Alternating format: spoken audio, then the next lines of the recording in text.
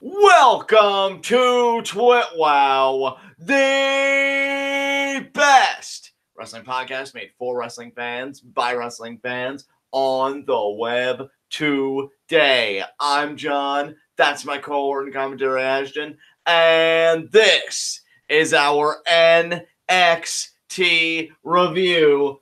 And it's the conclusion of Wrestling Wednesday. We always conclude it with NXT. And it was a fair episode. You know, nothing too explosive or extravagant, but I wouldn't say it was horrible either. Hell, it did some things better than I anticipated they would do. And I'm, of course, referring to the main event between EC3 and Lars Sullivan.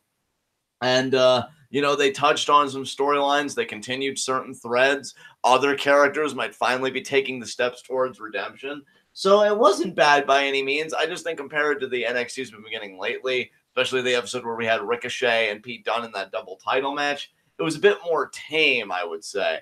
But what did my cohort and commentary think? I'm going to feed it over to you now. Yeah, man, I gotta start rolling with your instincts, because your instincts tonight said that you were the most excited for the NYC, and to me, between NXT, NYC, Lucha Underground, and 205, the NYC was the best show of the night. Dude, I just knew it would be, because you looked at the beginning of round 2, and even just Mako versus Mercedes alone, I thought was going to set the house on fire. But then you get Matsumoto versus Tony Storm. Hell, Lacey Lane versus Tainara Conti wasn't the worst, because we got to see more of Lane. And Casey versus Rhea was a hell of a lot of fun. I'm so excited for the futures of both women, in WWE. And then you get to NXT. And NXT was kind of a letdown tonight. And it's not like, it's not like it was a terrible episode or like, it made me angry, or I'm probably not going to have any heats of the night or anything like that. It was just like, it felt very much like a bridge episode. Like, let's get from the good stuff to the good stuff, but the good stuff isn't here right now. It's next week, and then maybe the following week too. I think you put that quite well. So with that said, let's get to our first segment, Heat of the Night. I got no heats of the night, no nitpicks. You know what? Even though this wasn't the best outing of NXT, Wrestling Wednesday is really becoming known for like being so jam-packed. I think this is the perfect kind of episode just kind of wind down to and be like, okay, now we're on like kind of the falling part of Wrestling Wednesday, because we reached our peak with NYC.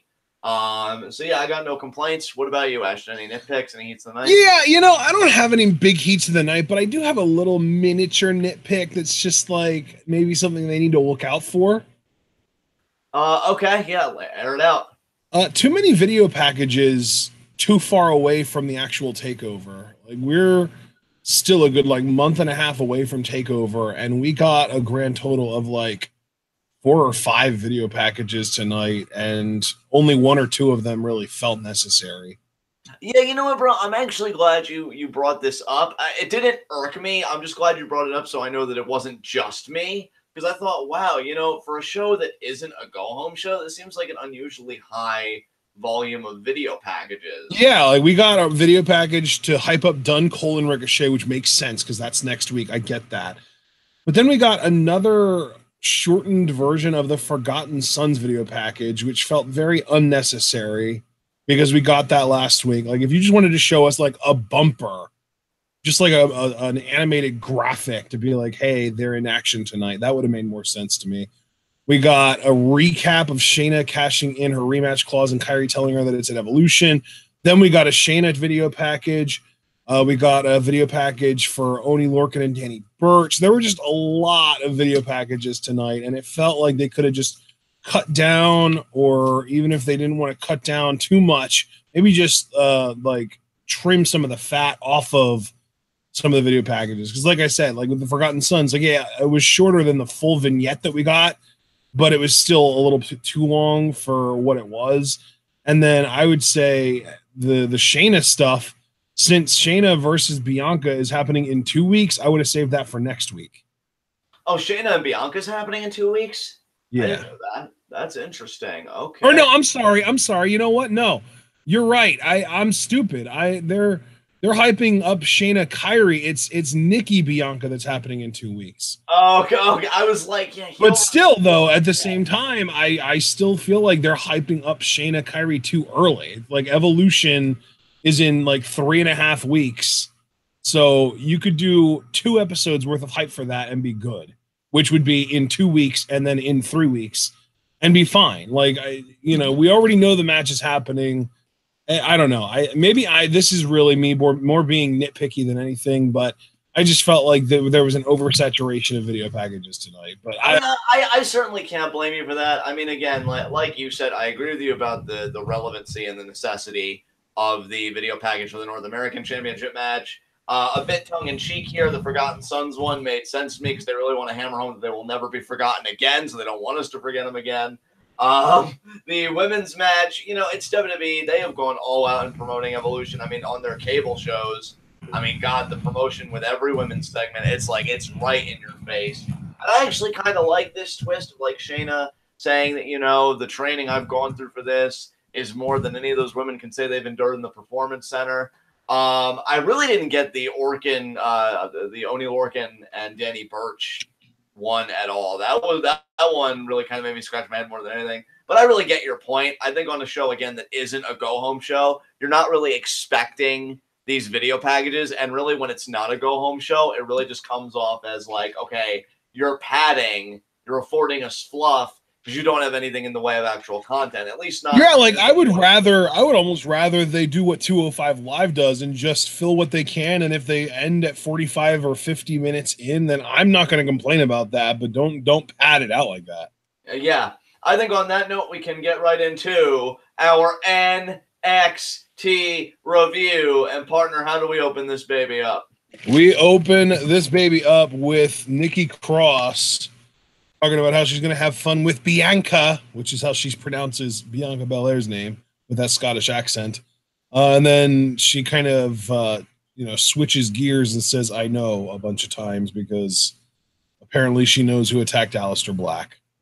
Yeah, like, I hate to retread to our first segment because we just got out of that gear, but if I would have any nitpick that you would like have to force out of me, I don't understand how she came upon that knowledge. I don't understand why. Well, she was standing on the roof. She probably watched it happen. Yeah, that's a good point. All right, fair point.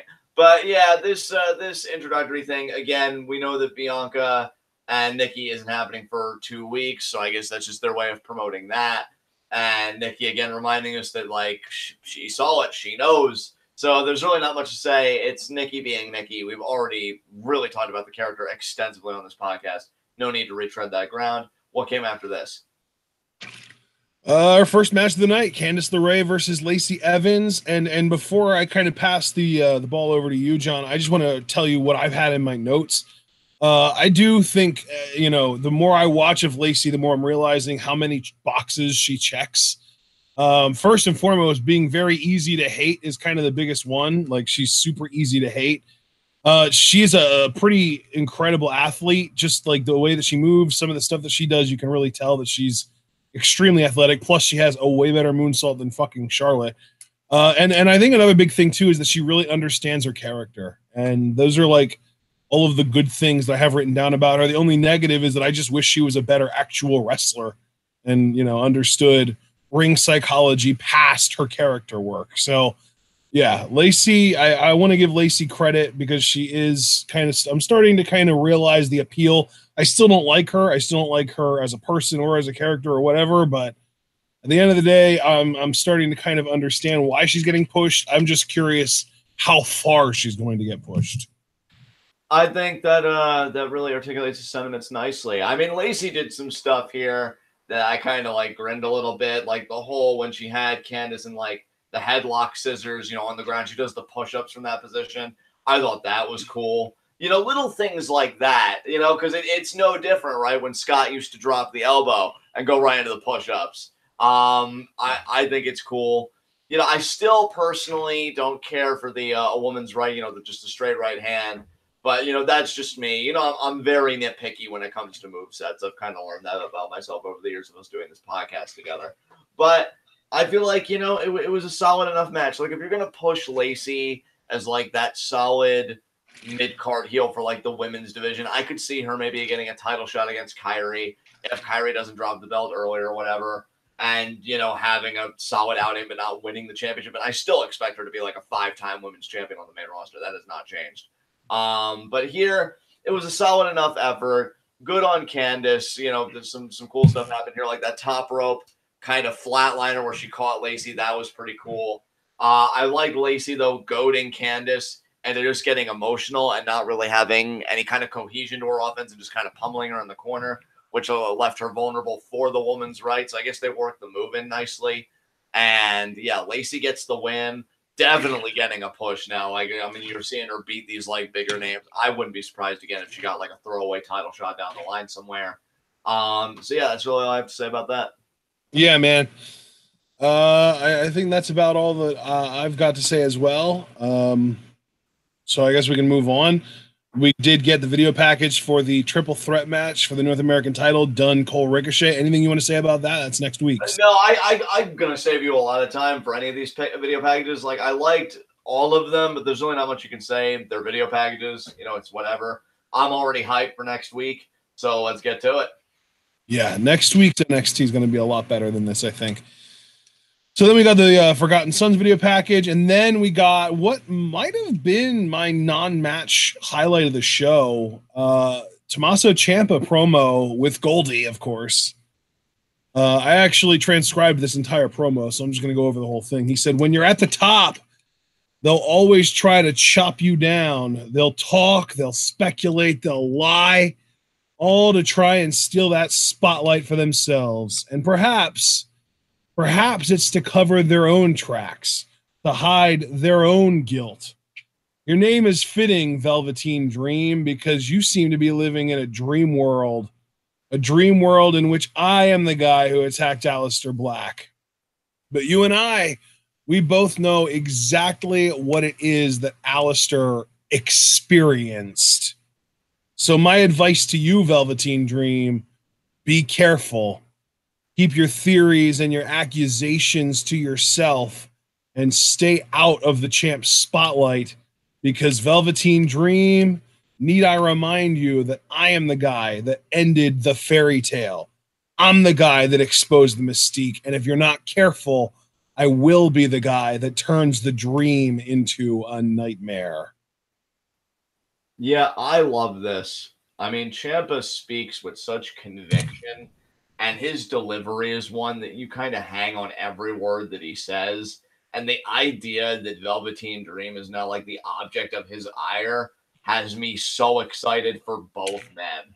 Because, I mean, for one thing, you've got Johnny doing his own thing, which we'll get to in a little bit. And, you know, I think you really needed something to liven up Ciampa's reign. I've been saying for a while now, and I know, like, the archive would back me up on this, that I felt like Velveteen Dream and Ciampa were on a collision course, because I know they were working live events together and stuff, and I'm like, oh, yeah, wow. Dude, even at the end of the last TakeOver, the end of TakeOver Brooklyn 4, I asked who is the next challenger for Tommaso Ciampa's title. You, with no hesitation, said Velveteen Dream. So you called this from a while out. Yeah, and like, I'm so excited for it. I think when you've got these two types of personalities, you know, Dream with his eccentricities, you know, people like kind of liking him to Goldust in a way. I think he's like Goldust on steroids in the best possible way. And Ciampa, who's got, you know, the psycho killer thing down to a science. If anything, from what we've seen in the past in like PWG, Progress, and others, this is like evolved. You know, I really love what he's doing, like with this little spin here, the kind of heel work he's doing right now. So many people are like, he's the best heel in wrestling right now, and he definitely has a legitimate case. So when you have these two personalities interacting, Ciampa that's just so no nonsense, megalomaniacal, you know, just thinking all powerful, like, oh, I want to rule everything, and Dream that's just, well, Dream.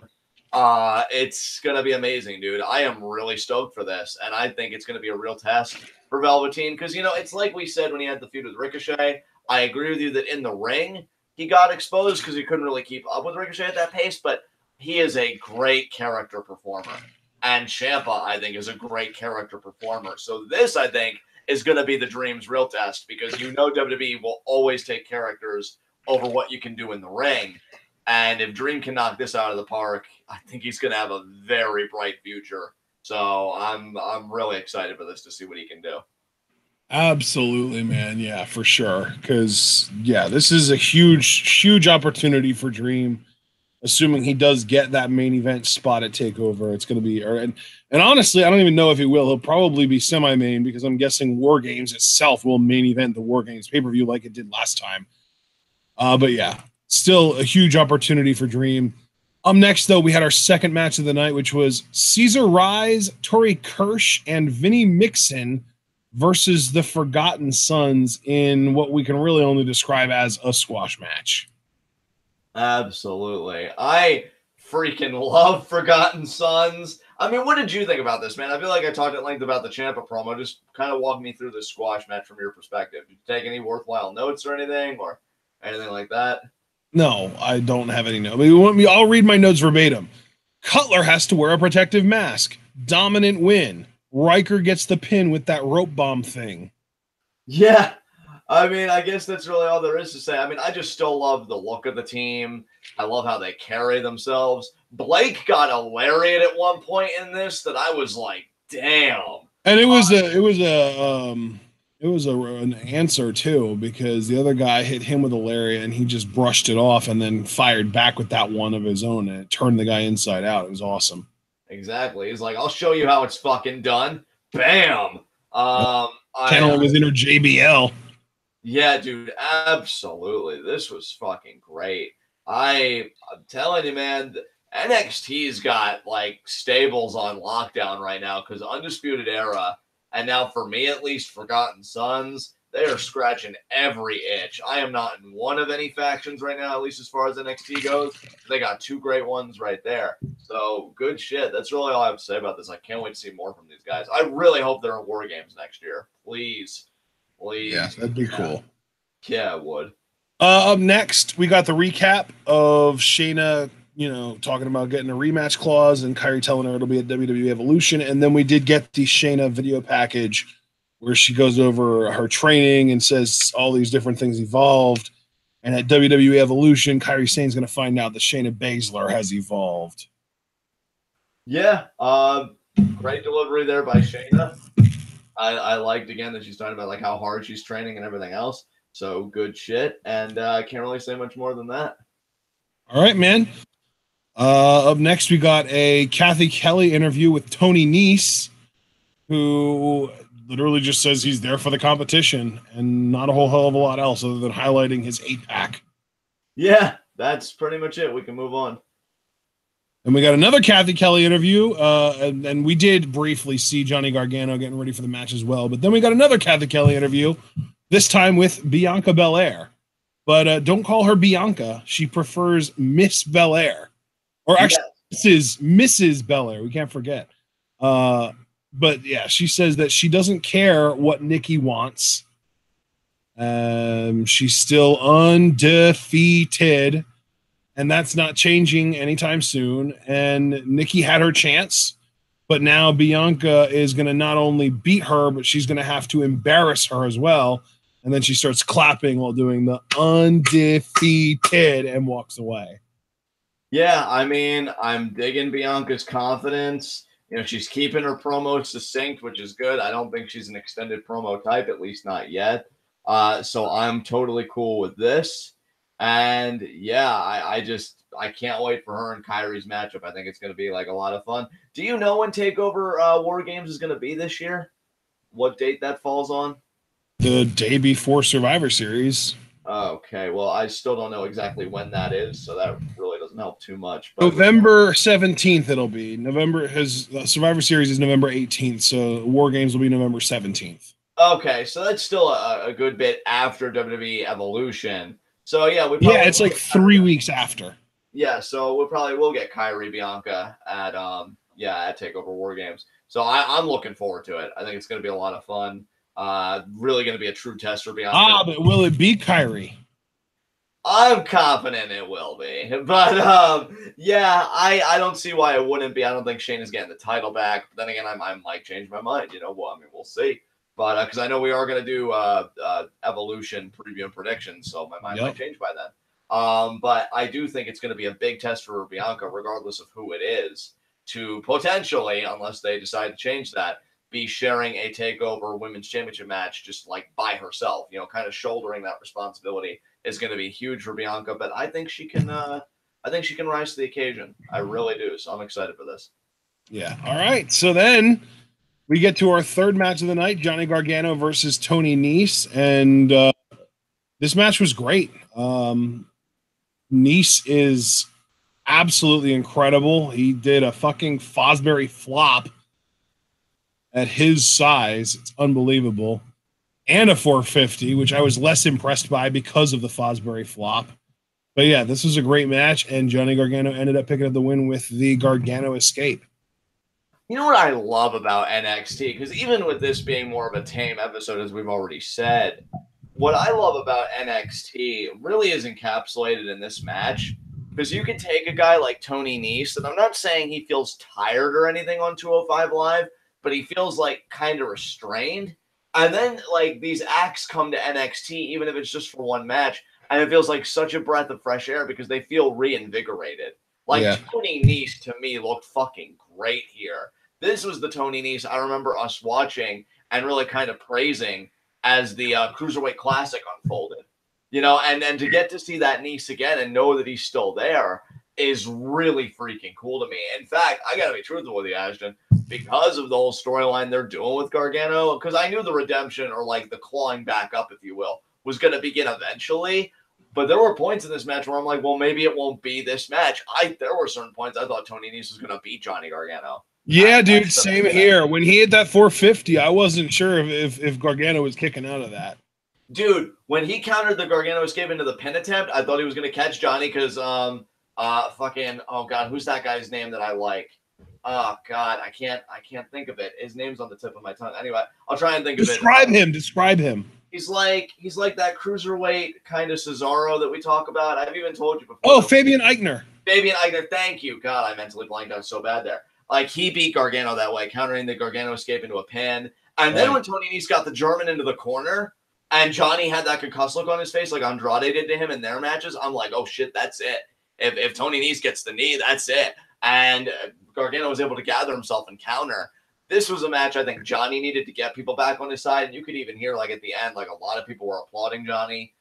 Tony Nese, again, looked so fucking good here. And again, I'm not saying 205 Live takes away his mystique or anything, but I think sometimes you get to go to a different area and you really do feel fresh. That's why I think we want a lot of the 205 Live guys to go on Raw, SmackDown, and keep sending them to NXT. I think Lio Rush being on Raw, even as like Bobby Lashley's manager, you know, has done great things for him too.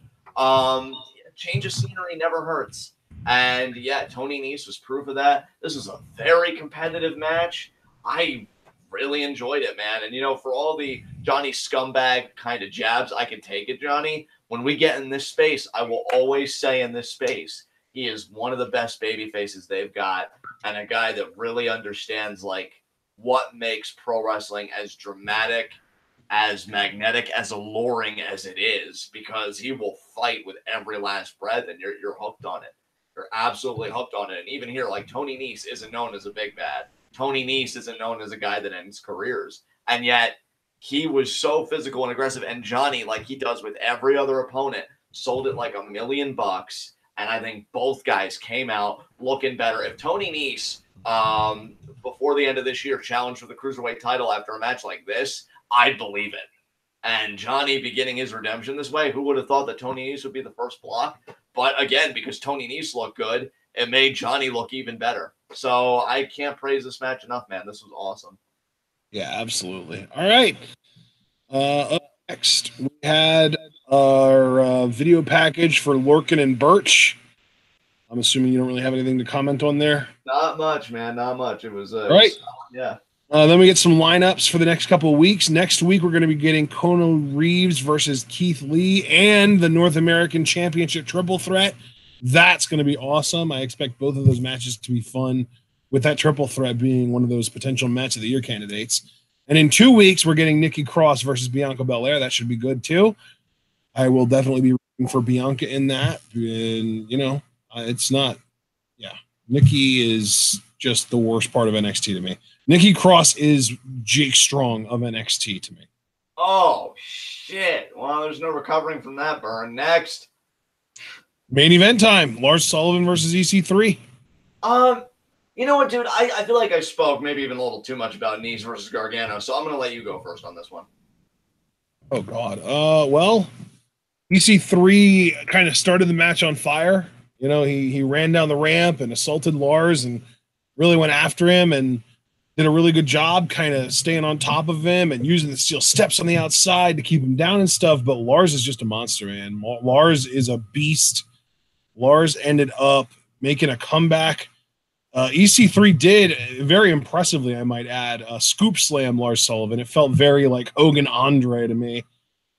And then he hit an elbow on him as well. But at the end of the day, it's Lars Sullivan, and he overpowers everything. And he ended up picking up the win here with the freak accident. So, I feel like EC3 is kind of becoming that guy who he's almost, as far as just in ring work goes, he's almost like NXT's answer to Cody Rhodes, because like he's never going to have a great match, but he never really has bad matches either. He's like NXT's 3-star savior. You know what I mean? Yeah, dude. Just to kind of take the reins here and kind of give my thoughts on this match, I gotta praise EC3 because this match to me was better than it had any right to be. I thought it was going to be boring and expose Lars, but I think they were very intelligent in approaching the match aggressively from the word go. You know what I mean? Because EC3 immediately charges, and that spot where he shoves Lars's back into the steel steps 3 times, that was effective, because then when Lars regained control and the camera was able to zone in on that back, it looked nasty, dude. I'm like, damn, he really did a number on Lars. And just the idea that EC3 didn't stop. And then I got to be honest, I thought it was a great moment. Crowd definitely popped for it when he was able to German suplex Lars, and commentary sold out of it. So credit to commentary there. And you know what I think I loved about this match, and I hope I articulate this right, because I was really thinking about this while watching it, and I know I wanted to bring it up on the podcast. I loved that they were able to have EC3 take Lars to the limit, but never once sacrificing, I think, his credibility in doing so. I never doubted Lars's credibility while he was struggling against EC3, just because of how hot EC3 came out of the gate. And especially because the response that Lars had, seemed to really level out all the aggression that EC3 had prior with the freak accident on the apron and stuff like that. I'm like, you know what? That's the way that you can push a monster to the limit and make them look good, because what did I always tell you during Mark Henry's title run? After a while, you know that a monster's solid on offense, but what are they like on defense? We got to see Lars on defense tonight. I'm very pleased with the answer, because he took a fucking beating, and yet he still left the ring on his own volition, on his own 2 feet. So I thought they handled this match masterfully, honestly, and I have to give them credit for being kind of the surprise of the night, because I was totally ready to sleep on this shit, and I feel like they actually did something pretty decent. So, yeah. Yeah, that's kind of where I'm going, too, is like it's EC3 is just kind of that guy who perpetually overperforms his expectation. Yeah, absolutely. Absolutely.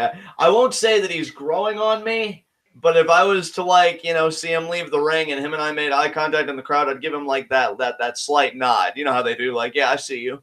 I see what you did there. So he's definitely getting those slight little nods of respect from me. That was a good showing from both guys. And Lars, again, continues to be a protected act, but in the best possible way. I'm really glad that they haven't exhausted the mileage of this monster. And yeah, by having him win after taking such a beating, it really is like, who can stop Lars Sullivan? I love that. And I think, and can I just say too, is just one final point. If that is to set up between him and Keith Lee, that makes me even more excited, because how far is Keith Lee going to have to go to really put down Lars Sullivan? So good shit, man, all around. Yeah, absolutely. All right, man, that's the show. All right, guys. Well, before we get into our next segment, you know that I always like to do the plugs. So first and foremost, follow Ashton and myself on Twitter.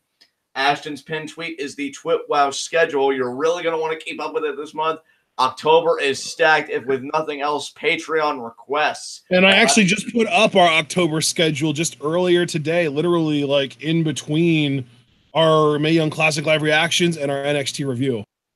Yes, so there you go. Check it out. Keep abreast of everything, because I know tomorrow, for instance, we've got our Lucha Underground review at 4 p.m. Eastern Time. And then at 6 p.m. Eastern Time, we've got Brandon Best's Patreon request. We're doing 2 matches from CZW.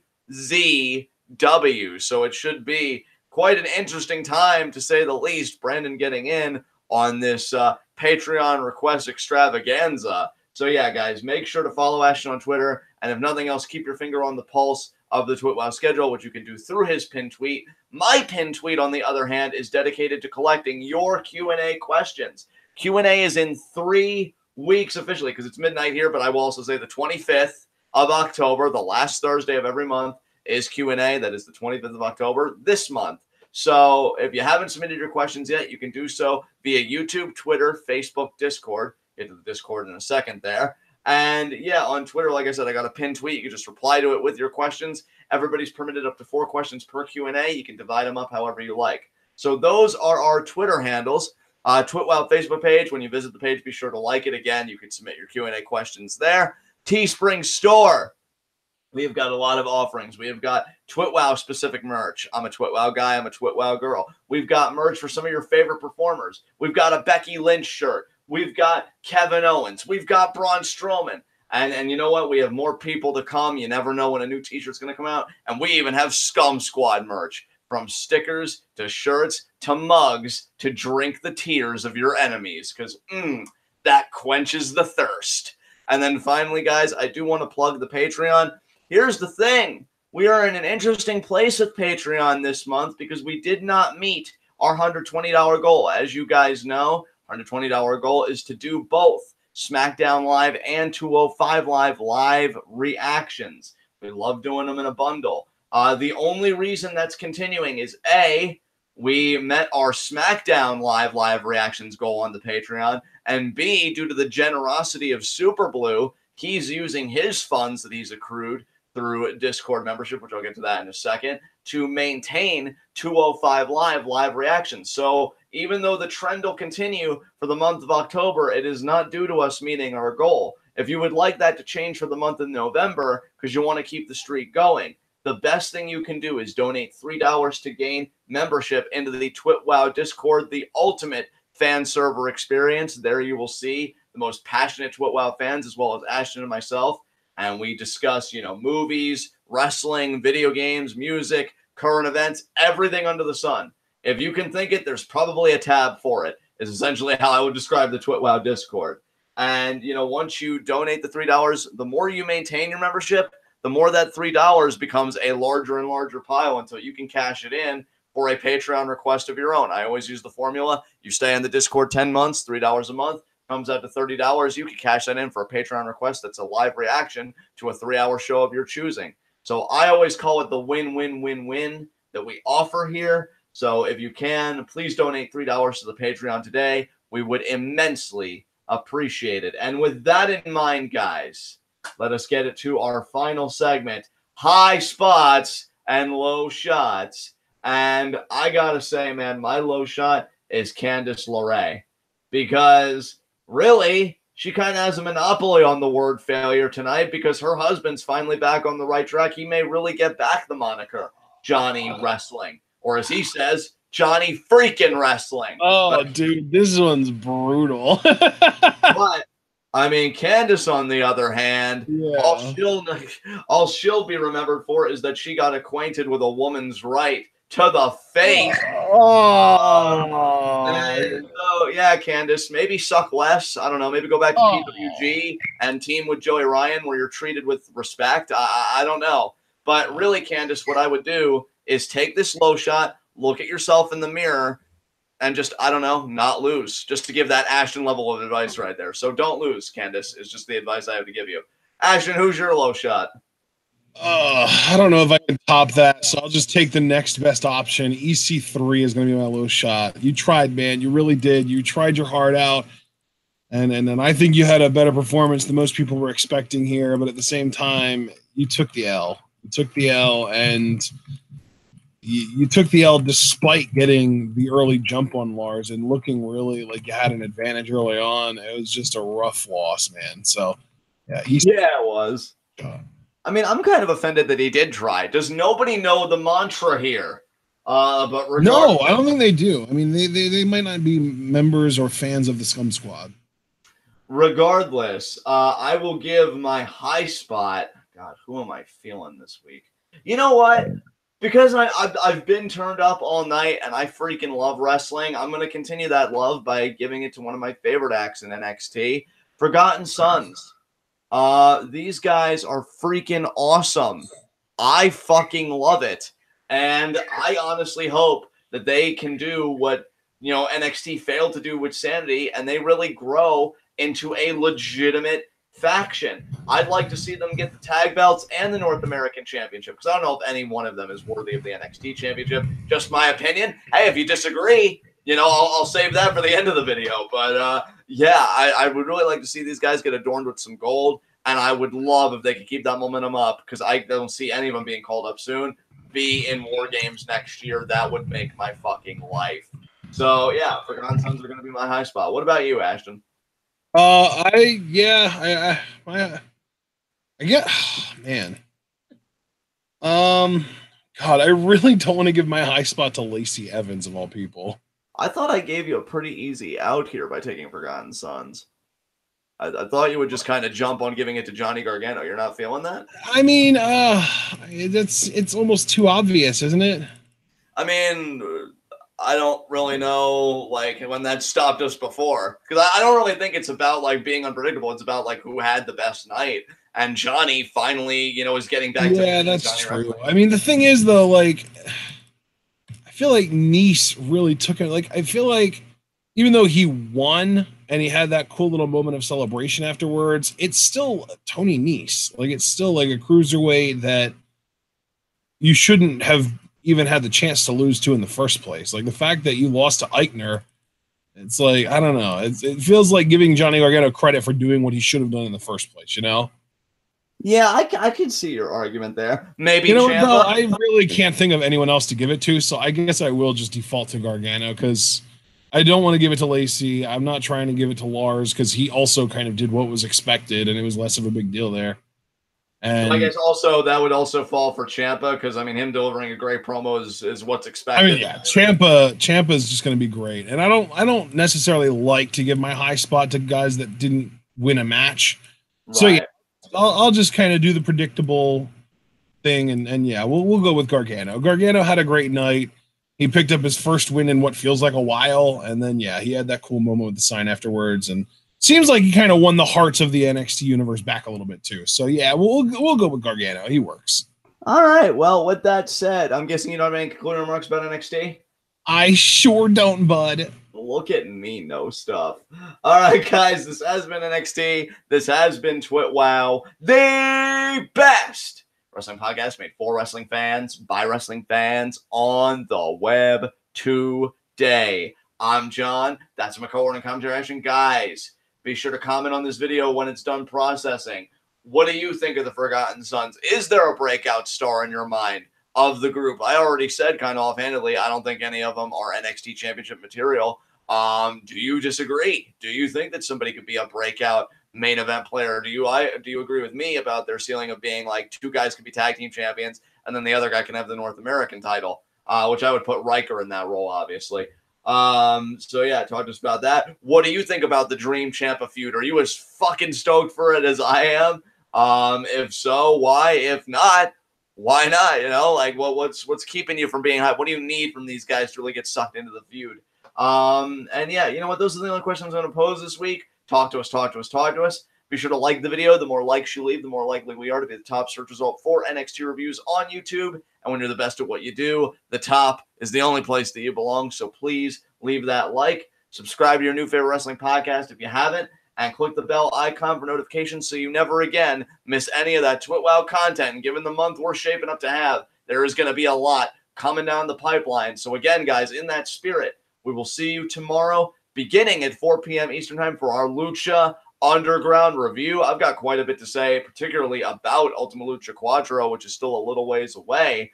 And then at 6 p.m. Eastern Time for all of you hardcore wrestling fans, Brandon Best's Patreon request, we are doing 2 matches that he requested from CZW. My body is tensing up already, and we're nowhere near the content. Oh, sweet mother of God. That's at 6 p.m. Eastern Time, guys. So this concludes Wrestling Wednesday.